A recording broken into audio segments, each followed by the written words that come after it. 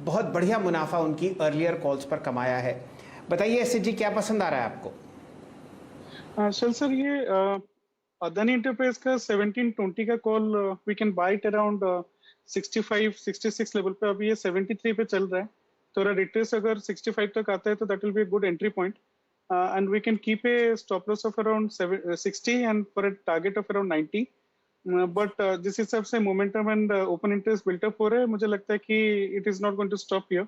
सो 1720 का कॉल हम बाय करेंगे, but not at the right time. Maybe जो रखना चाहते हैं 2-3 lot, that's a different thing, but एक लॉट लेना चाहते हैं तो थोड़ा रिट्रेस होके लेना बेटर रहेगा रिस्क रिवॉर्ड पर्सपेक्टिव में। But structure is looking definitely good.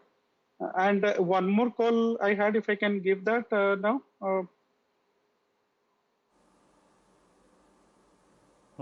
Please. The second call I am looking at is Bajaj Finserv. Bajaj Finserv का अगर हम फ्यूचर लेंगे, इसका ऑप्शंस आर वेरी इलिक्विड। 11,900 का स्टॉप लॉस रख के हम 12,500 का टारगेट के लिए हम देख सकते हैं। It can be volatile, it can be retracing here and there, but at the same time इसका स्ट्रक्चर और जिस हिसाब से ये ब्रेकआउट दे रहा है, I think it could be the stock in coming weeks time, मतलब मंडे ट्यूसडे के रेंज में। बट 11,900 800 इस लेवल पे स्टॉप लॉस रखे, बट इसमें स्विंग काफी अच्छा आ सकता है बजाज फिनसर्व में।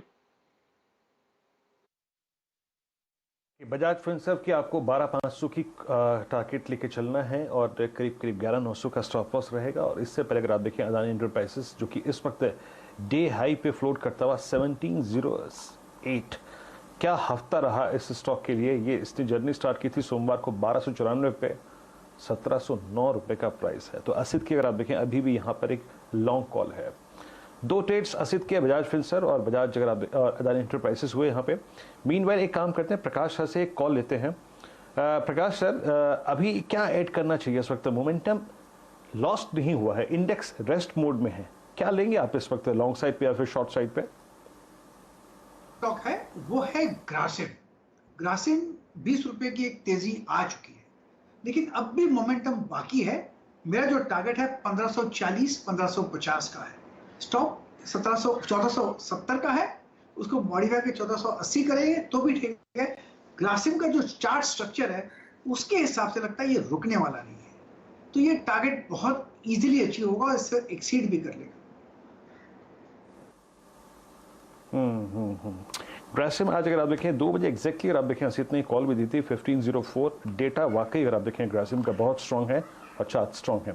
एक काम करते हैं, विषय को थोड़ा सा बदलते हैं और एक बार इस बाजार के मोमेंटम में और कौन कौन से स्टॉक्स पर हमें नजर रखनी चाहिए उस पर बातचीत करते हैं। मेरे सहयोगी यतिन इस वक्त मौजूद हैं डीलिंग रूम चेक लेके। लार्ज कैप में कहाँ फोकस करें और मिड कैप में कहाँ फोकस करें, बात करते हैं उससे। यतिन, लार्ज कैप में कहाँ नजर रहेंगे आज? हाँ, तो देखिए वीरेंद्र, आज अगर आप बात करते हैं स्पेसिफिकली लार्ज कैप्स की, तो भारत फोर्ज बहुत ही बेहतरीन नतीजे। अगर आप फॉरेन एक्सचेंज गेन भी एडजस्ट कर लें तो इनके रियलाइजेशंस जो हैं वो लगभग 10% से बढ़े हैं इस तिमाही के नतीजों में। यहाँ डीलिंग रूम्स बीटीएसटी की भी सलाह दे रहे हैं, इनको लगता है कि 25 से 30 रुपए का अपसाइड स्टॉक में आ सकता है। इसके अलावा जो अभी 2 बजे मैनेजमेंट का कॉन्फ्रेंस कॉल शुरू हुआ है उस पर काफी कमेंट्री स्ट्रांग है मांग को लेके, खास करके अमेरिकन मार्केट्स में, जहां जो नया पैकेज वहां के प्रेसिडेंट ने अनाउंस किया है उसके कारण स्पेंडिंग काफी बढ़ रही है और ऑर्डर बुक काफी अच्छी हो रही है भारत फौज के लिए।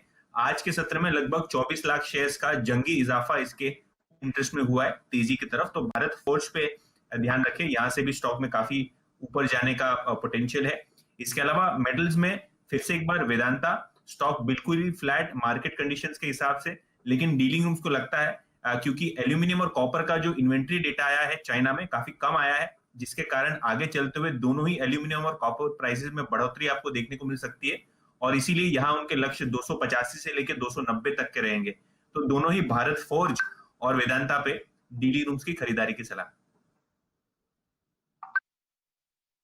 चलिए, आपके सामने कुछ समय पहले डिस्कस हुआ था वेदांत और 280 282 का प्राइस था, और अब एक राय भारत फोर्ज पर भी ले लेते हैं, और वो इसलिए क्योंकि यहाँ पर आपको नतीजे भी आते हुए दिखेंगे और फिलहाल जो आपके सामने स्टॉक प्राइस चल रहा है बहुत ही शानदार ब्रेकआउट 752 रुपये के आसपास आता हुआ।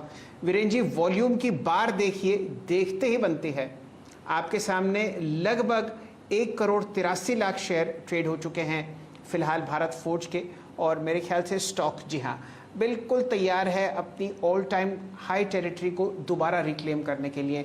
794 रुपये प्राइस है और आपके सामने 753 पर। यहाँ पर टेक्निकल राय लेंगे चंदन जी की। चंदन जी, मदरसन सुमी में शानदार ब्रेकआउट आया था और भारत फोर्ज पूरी कोशिश कर रहा है उस ब्रेकआउट को रिपीट करने की। बताइए चार्ट्स पर पोजिशनली भारत फोर्ज पर आपकी रणनीति।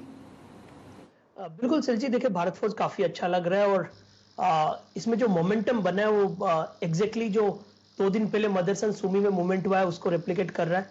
काफी बड़ा ब्रेकआउट यहाँ पे है, मल्टीपल ईयर्स के हाई की तरफ अब जा रहा है। आप देखोगे इसके 4 साल पहले जो हाई थे 798, साइड काउंटर अब उसके लिए तैयार हो रहा है जो मौजूदा लेवल से 7% और ऊपर है। तो काफी अच्छा ब्रेकआउट यहाँ पे बना हुआ है। इवन लोअर टाइम फ्रेम में भी चार्ट का स्ट्रक्चर अच्छा लग रहा है। 738 का यहाँ पे स्टॉप लॉस रहेगा, 770 और 798 तक के टारगेट यहाँ पे हासिल हो सकते हैं। चलिए, आपके सामने फिलहाल ये रणनीति भारत फोर्ज पर सेट होती हुई दिख रही है। बहुत ही जाना माना काउंटर है और यकीनन आपको ये रिकॉर्ड टेरिटरी में दिखेगा।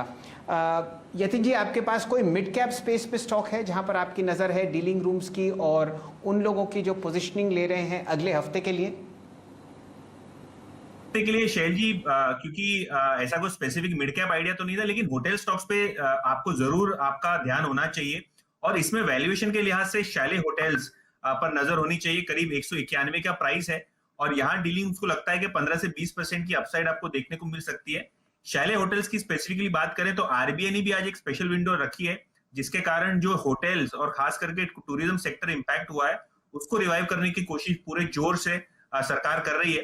तो कहीं ना कहीं शैले होटल्स जैसी कंपनियों को इसका सीधा फायदा होगा और आगे चलते हुए भी हमने देखा है कि अनलॉक की प्रक्रिया शुरू हो रही है जिससे ऐसे भी इन सब सेक्टर की कंपनियों को काफी फायदा होते हुए दिखाई देगा। सामने 194 रुपये 40 पैसे पर शैले चल रहा है और अनेक ऐसे होटल स्टॉक्स हैं जहां पर आपने ज़बरदस्त मोमेंटम देखा।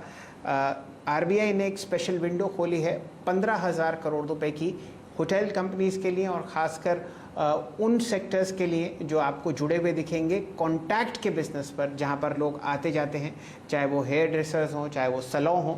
तो बढ़िया मूव आपको दिख रहा है। जुड़ते हैं यहाँ पर अपने मित्र राजेश अग्रवाल साहब से। राजेश जी, आपके सामने शैले तो दिन के उच्चतम लेवल पर चल ही रहा है, वॉल्यूम बहुत शानदार है। कोई और होटल स्टॉक आपको पसंद आता हो जहां पर वैल्यूएशंस फिलहाल बची हुई हो मीडियम की तरफ और वहां पर हमारे दर्शक या निवेशक स्टेक ले सकते हो? देखिए, मैं समझता हूँ कि अगर ये अनलॉक की प्रतिक्रिया चालू होती है तो सारे ही होटल स्टॉक्स में एक अच्छी परफॉर्मेंस देखने मिलेगी, जिसमें अगर 2 दिग्गज स्टॉक पे नज़र रखी जाए जैसे कि इंडियन होटल्स और ईस्ट इंडिया होटल्स है, तो ये दोनों की अगर आप प्रॉपर्टीज़ देखो, चाहे वो नेशनल हो या इंटरनेशनल प्रॉपर्टीज़ हो, उनकी वैल्यूएशन देखी जाए और इनके मार्केट कैप देखे जाए तो बहुत बड़ा गैप है।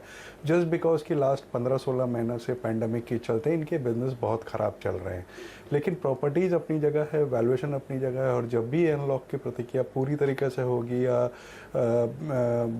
प्रभु की कृपा से हम ये कोविड से छुटकारा पाएंगे, तब मुझे लगता है कि यहाँ एक बहुत अच्छा रनअप देखने को मिलेगा। तो अगर किसी को थोड़ा लंबी अवधि के नज़रिया से निवेश करना हो तो मैं समझता हूँ इंडियन होटल और ईस्ट इंडिया होटल दोनों बहुत बेहतर पड़ते हैं।